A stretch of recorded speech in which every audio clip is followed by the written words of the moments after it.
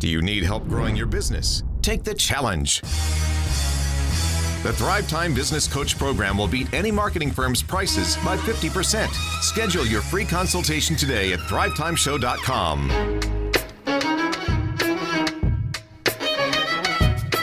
All right, Thrive Nation, welcome back to the conversation. It's the Thrivetime Show on your radio. And we had a question that came in from a Thriver. I love this question. The question is, what does the first 60 minutes of Dr. Robert Zellner's day look like? What does the first 60 minutes of Dr. Robert Zellner's day look like? So I'd like to go ahead and ask Dr. Robert Zellner, sir, what does the first 60 minutes of your day look like? I put on my brown robe, tie it with a sash. I walk purposefully, slowly, into the garden. In a meadow walk. Into the garden. I speak without words to a man. I imagine that I am the garden. No, my first 60 minutes are... You carried that out pretty good. Yeah. That was pretty good right there. You had us going there. You had you going. Okay. The whole monk move. No, my first 60 minutes are, of course, black coffee and schedule, quiet time. What is the one thing I have to get done today? That's what I love asking myself. What's the one thing you have to get done today? And then, I do some reading. I read 2 newspapers typically every morning. Wall Street Journal. Okay. And either the Tulsa World or USA Today. Why do you read the Wall Street Journal? Because I want to know what's going on in the world. I want to explain why I think you read it. You are aware of trends and patterns, and you like to stay educated and relevant. Mm-hmm. And I think that sometimes you, without realizing this, through the process of osmosis, as we talked about earlier on the show, osmosis is where you're subconsciously taking in data and you're able to draw conclusions that other people can't see or connection points. Interesting. And I think that through the process of osmosis, by you taking in this data for years, you now have... So as an example, were you aware that Elon Musk successfully landed rockets? Yes. And that might or might not have an impact on your near or distant future. Exactly. Right. Yes, exactly. And so, my good friend... Jim Bridenstine is up to be head of NASA. Please. Head of NASA. Tell the story. So I was up in D.C. not too long ago hanging out with him, and, it's I don't want to jinx anything, but, hopefully he's going to get the appointment, and that'll all go through. He's gone so many steps, and, he's our congressman, our local congressman here in District 1. Who could be the head of NASA? Who could be the head of NASA? Trump wants him, and Trump's, Trump has been getting what he wants. And I'm feeling musky. And so I'm having dinner with him in D.C. and I go, oh man, that'd be awesome. I said, I just have one. I've helped you all these years, and my brother was your campaign manager, and you're always asking me, is there anything you can do for me? And I'm always like, no, Santa? bro, no, never. And I go, Santa? Now there's one thing you can do for me. Oh yeah, say it. Say what you said. Say what you said. When Mr. Musk comes to town and you guys do dinner, invite me, and I can bring along my sidekick Clay. Say it again. Say it again. Dinner together. Say it again. I don't want to jinx him, but we might be able to meet him. Now, here's what I've decided to do so the show doesn't get weird. Because I think a lot of people say, listen, man, when you're doing, because it's all about the law of attraction. It's positive statements. You state it, you name it, you claim. I don't want the show to get weird. So I'm going to just start making this sound for the rest of the show as you talk about whatever you want to talk about. I'm going to do this as a way to make the show not weird. Be the ball. Be the ball. See the ball. Wait, his name's Kevin. He goes, no, it's Bill. Hey, have you seen the? Did you ever see Caddyshack there, Chuck? Have you seen Caddyshack? It's been a while, but yeah, I've seen it. So the move was Chevy Chase. He could go and then he could hit the golf ball, and no matter where he hit it or how he hit it, it would somehow go to the hole. Right. That's what's going to happen right now. So again, you said to your friend, just repeat one more time. I want to make sure that I hear that. I want to make sure the ether hears this, that God hears this, that anyone who maybe God's sidekick, maybe like maybe even false gods that aren't God could hear this and maybe just say, "We're not God, but the real God." Could you answer this? I mean, could you say it again? Well, apparently with his SpaceX program, apparently he is calling upon Congressman Bridenstine in the wherewithal to know that he is probably going to be the next head of NASA. Also, Sir Richard Branson, who also has ties into the aerospace community. So these two men have been, if you will, for lack of better terms, calling upon him, courting to say, hey, listen, we want to partner with NASA. We want to help NASA. We want you to use our companies to make NASA better. This is all what it's about. Wait a second. Breathing exercises. And so I told him, I said, listen, you've always asked me if there's something, something. And so I said, here's the deal. Next time you have dinner with either one of those two men, I want to get an invite, and I'll bring along Clay, and we'll fly to D.C. or wherever the meeting's going to be. Yes, and sweet hang out. baby Jesus. Yes. His prayers have been answered. The thing is, you talk about your prayers come true, and I've had two big ones. One is my son was born blind and now can see, which is crazy. Which is great. And your wife wrote a book, and what's the name of the book? Now I See. Now I See. I was told by all these optometrists powerful. he's never going to see. Powerful. The Dean McGee Eye Institute, he's never going to see. The other prayer is, I have to meet Muskie. The Muskie baby. Muskox. The Musker. The Muskinator. The Musketeer. Oh, the Musketeer. That's I'm gonna if we meet him, I'm gonna hand him a Musketeer with my name on it, a signed Clay Clark edition musket. Oh, that's what he needs, because the guy struggles with motivation and focus. And if I gave him that, I think I would rub off on him.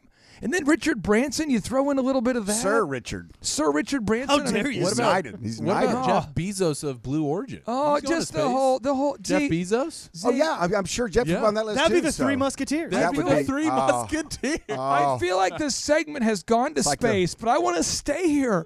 I don't want to come back. I want to stay in orbit. Houston, we have a problem. I don't care. I like it up here. I don't freaking care. Let it burn. No, wait. Thrive Nation, we have a problem. Thrive Nation, we have a problem. Did you see where he sent a car to space? He did. He's the best purple cow brander of all Not time. before first putting a camera on it so we can Did you see this? See, have you seen this? Yeah. Oh, yeah. He knows what he's doing. He's a brander, baby. He's a brander. Let me tell you what Elon Musk does. He does meta time. He doesn't react all day. He's got a plan. He's intentional. And if you read his book, I Am Musk, I Am Elon Musk, that book is phenomenal. Marshall, you read his book. I read. It's a phenomenal book. I'm not putting you on the spot. What are a couple epiphanies you got out of that book where you thought, man, that book boom, rocks. So he describes his dinner meetings like the meetings that you've described between you and Z, in that it's to the point, and he eats as fast as possible so he can actually get into whatever the point of why are we here? The dinner. Yeah, why are we here? That's why I eat fast too. Let's address it and then move on. But the book is awesome. You get to see into his head and the reason why he's so motivated all the time. I actually have already pre-role played our dinner meeting. Oh, so okay. I'll meet him. I'll say, Elon, we have this here's a doctor. He'll be administering your food intravenously, so I get 4 more minutes. And then we'll puree the rest of the food. And this is a Musketeer. I know Blender you burgers, struggle, baby. I know you struggle with motivation, so I've autographed it for you. And hopefully this inspires you to push beyond not only the Earth, but into other planets potentially, because a lot of people would settle for this planet. Clay, do you think he's going to ever visit your home planet? Because we know you're not from Claytron? Earth. Yeah, Claytron. The full scientific name is Claytron Menendez. Yes. So do you think he'll actually It's visit? bilingual. It's not racist up there. Yeah. Do you think he'll actually South of the border. visit your planet? I think he can, and I tell you what, if he doesn't visit my planet, I'll just keep him in my prayers. How about the Chicken Palace? He could visit. He could visit Camp Clark and Chicken Palace. He could launch from here. We have enough space. Yes. Think about I that. love it. This could be a launching site. I'm going to pitch that to him. Now we come back. We're going to talk about with Marshall Morris. How do you build business systems? With Eric Chubb, how do you actually go about building business systems? Stay tuned. Get ready to enter the Thrivetime Show. 3, 2, 1, boom! All right, Thrive Nation, during this segment, we're going to be answering the question, how do you actually build systems? But first, I wanted to answer the question of what did the first 60 minutes of my day look like? Well, I'll tell you what my ideal day looks like first, because my ideal day right now is currently on Friday, and my current ideal day is on Monday, and it's on Saturday, and it's on Sunday. Tuesday, Wednesday, Thursday, not so much, but Monday, Friday, Saturday, Sunday are great right now. So what I like to do is I like to get up at 3 o'clock. Woo! And I like to spend an hour, and I actually write it down on a piece of paper. I write down faith, family, finances, fitness, friendship, and fun. I actually do this. And I ask myself, what could I do today in those areas to improve my life? And so today I'm just going to share with the Thrivers what I wrote down today. I need to buy pinion wood. I need to call Ryan and have him do a voiceover for the Thrive Show. I need to update my speaking checklist for the March event. I need to call Steve Hunter with the radio station to talk to him about Portland. I don't want to jinx that thing, but come on, Portland, please. Clyde Drexler. I know. Coffee shops, herbals, millennials. Come on. We love them all. We love the fact that you are one of the most organic places in the world, Portland. We love that it's overcast. It doesn't bother us. So then I want to buy a map from Walmart, and I want to make sure that the team overdresses at the workshop that we're going to have the next upcoming workshop. So I wrote that down. But that took me about an hour to think about that. Then I look at the problems from yesterday. What is the team going to wear for the workshop, by the way? Tuxedos. They always wear shirt and tie. Rip-away but tuxedos. I just, with men and women, there's sort of a dynamic range that if not over-clarified, they tend to go way extreme one way or the other. And I just want to clarify that I want everybody... What are you going to wear? A hoodie. What do you wear? A hoodie and jeans. Yeah. Yeah, I want to make sure I dress the part. Yeah. Yeah. You know what I mean? You want to dress to impress. Change it up. Yeah. Change it But up. the thing is, I want to make sure that I clarify that, okay? But I have to buy a map from Walmart, talk to Steve Hunter, buy pinion wood, do a voiceover with Ryan, get my speaking event checklist cleaned up, and I want to make sure the team overdresses. These are things I have to do. But then after I do that, I listen to TD Jakes, and I do it every single day while I'm getting ready. And like today, TD Jakes was talking about preparing for promotion. And he talks about this a lot, but he talks about how every time there's a problem, you get numb to that kind of problem, and your high water mark gets higher and higher and higher. Pretty soon, what you can handle, like lifting weights, you can handle more and more weight, more and more weight, more and more weight. Yes. And so if you can't wait to be promoted, you'll be crushed by the weights. Ooh. And I'm like, oh, that right there. Whoa. So I'm in the shower thinking, whoa, and I'm giddy to share that with myself and other people throughout the day because it's a nugget of knowledge that it's just profound. And so I do that every single day, and I listen to TD Jakes because he never lets me down. He always prepares for his sermons. He's just a great wealth of knowledge. Where do you get his? I type in TD Jakes sermon on YouTube, and he puts out a new one. It appears like every week. Yeah. And then I agree with TD Jakes, I'd say 99% of the time. And I just like to listen to his stuff. I really enjoy it. And, so you just go to YouTube and... Yeah, and the way he starts is always profound. He always starts like he's not awake. So he'll say, Potter's house, he hangs on the words. Today, we're talking about promotion. And you're going, how long is this going to take? Promotion. Promotion. So it's for the motion. It is in favor of the motion. Encouraging motion. And you're going, I didn't even know what that word meant. But you're so used to hearing people talk fast. Then he says, turn with me, if you will, to this verse. And he reads a verse, and it's like he's illuminating it, like he's shining a light on a verse that I've skipped over before. And I'm going, how is it possible that I skipped over this idea? Like, how is it possible that I skipped over the fact that a homeboy in the Bible had a coat of many colors, and they threw him in a pit as a result of standing out? Like, how am I skipping over the fact that the profundity that because someone did well in life and was given a coat of many colors, they threw him in a pit? How did I skip over that? Was I not paying attention? Were you not paying attention? Probably wasn't. So TD Jakes is phenomenal. So I love that guy. So that's how I start every day. Now, how do you actually build systems? Chup, limited time, but a lot of room to expand our minds. All right, Marshall is a master at this, so I want to throw one thing out there, and then I want to let him take this one. Yeah. But you got to begin with the end in mind. You've got to know where you're going, what you're trying to do with your system, right? And work your way backwards. You want to reverse engineer that. So as you're thinking about what the problem is that you need to solve on a repetitive basis, something that's duplicable, you need to start with the end in mind and work your way backwards. And with that, Marshall, take it away. Okay, so I did this yesterday with 3 of my clients. Oh, big deal. But 3 of my clients, and this was a huge deal because Chup, you did it with 2, and I want you to stop attacking Marshall. I feel inferior. He's taller, more handsome. Okay. Oh, okay. So you do this, but in the Start Here book, we talk about the 3 layers of systems, okay? And Dr. Z, you've built these layers. Is this like a bean dip where you have a bean and cheese I want to get sour cream? Real quick, I will not interrupt you again. I want to get this out there for Thrivers. Eric, when you said we talk about, we is not including Eric Chup. Back to you. Okay, so we have Clay and I that we wrote in the Start Yearbook. Clay and I, and not Eric Chupp. I read We it. wrote in the Start Yearbook the 3 layers. Number 1 is the process layer. First, you have to get out of your mind what needs to be done, okay, and put it onto paper or put it onto action item number 1. Go buy a whiteboard. Put what is in your mind onto a whiteboard. Number 2 is you got to get the presentation right. So if it's training in a video, or if it's training in a sales script, or it's training in a checklist, whatever that system is, the presentation has to be good. Number 3. And I want to make that not esoteric for anybody. Okay. It's basically like the menu at Chipotle. They could write words on the menu, but by putting it up in a succinct way, you know exactly what everything costs. It's very simple. It's like an icon on a website. It's just a simplified way to communicate a tough-to-understand idea. Make it simple for people to get it. Make it simple for people at McDonald's to order something off the menu. The number 1, 2, 3, 4, 5, 6. That's the presentation. You make it easy for people to order off of your menu of your business. That's right. And then the 3rd layer is this is why we do it layer. You have to train on the system. If you never train on the system, if you've just built the system but you never roll it out to the employees that are actually going to be using it, they're not going to know what to do with it and how to effectively do it.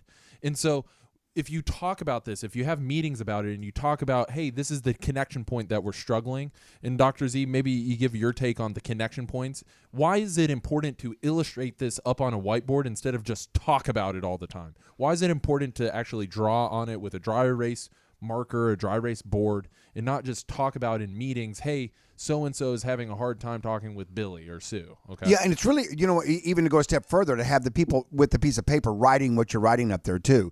It's just more contact points. In other words, more points of them to remember it.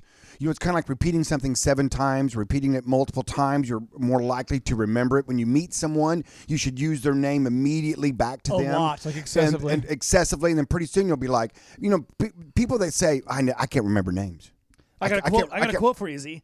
Tell me and I forget, teach me and I remember, involve me and I learn. There you go. So it's the involvement part of that. So you said you did this 3 times. So walk us through one of those examples. Okay, one of these examples was a airline parts manufacturer. Okay, all right. And so he talks. Are you still working with the members of the jihadi movement? We've told you not to work with those people. Marshall, we said punt. Come on. They manufacture parts for aircraft, okay? And so they have the bid requests, the estimations, and then they have to actually manufacture it, and then they have to get it inspected, assembled, and sent out, and there's all these different parts. And so that, in what we just did, is how they manage their meetings. But when we put it up onto the dry erase board and said, this is step 1, step 2, step 3, he's like, oh my gosh, it's so clear. So here is what happens. Clear. After you can see the visual, you have to embrace this concept of Kaizen, which is a Japanese concept they use in the automotive industry. And the idea with Kaizen is that it means improvement, continual improvement. So it refers to the idea of trying to make the workflow better, more simplified, more efficient every single week. So see, it's not getting to be great at something is not a one-time event. It's an ongoing process. And so as Eric Chupp continues to be shorter than Marshall, where he could each week try, and over time maybe he could do. But it's not. But see, seriously, it's a one-time event, right? Here's the thing. Passive aggressive attacks. Yeah, exactly. I love that. Clay's like, I'll never interrupt you again. Then like 3 times right after that, he interrupts you. So it's after this one, you needed to be interrupted on after that this one last time. I'm just gonna laugh. I'm just gonna stand here and laugh. I don't know. Well, the thing about it is that, when you own a business, you should always be thinking of trying to build a better mousetrap. In other words, how can I do it better? How can I make this more efficient? I've been in businesses before where they encourage. Southwest did a great job with this. I mean, other businesses have done a great job. If you bring me a business, idea that saves me money, I'm going to reward you. Southwest Airlines is magical at that. The person who invented the winglet was the husband of one of the flight attendants. The winglets, the wings, they go up at the ends. That decreased the fuel. I believe that decreased the fuel consumption by like 4% or something crazy. It's crazy like that. But speaking of four, if you want to find the incredible 4 of the business tools that you need to make your business grow, I encourage you to go to one website, thrivetimeshow.com. We have business coaching. One-on-one in-person business coaching. We have business conferences. We have business podcasts and a video vault of thousands of practical video trainings from world-class mentors that will teach you what you need to know to make your business grow. And now, without any further ado, we always want to end this show with kind of a boom. Kind of our theme. signature move. Kind of a signature move. It's kind of our So thing. without any further ado, Elon Musk, please call us. 3, 2, 1, boom!